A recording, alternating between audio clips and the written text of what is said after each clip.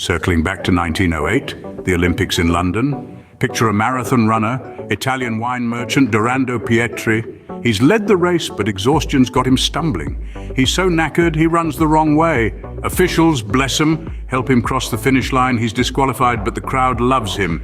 Fast forward, the Queen's mum, just a princess then, presents him with a special gold cup. A sweet ending for our hapless hero. Now, 1908, no social media, no viral videos. Yet the tale of a weary runner and his gold cup echoes through time. A testament to human spirit, resilience, and a dash of comic relief courtesy of the Olympics. Till next time, remember, history is not just dates and dead people, it's a treasure trove of stories waiting to be told.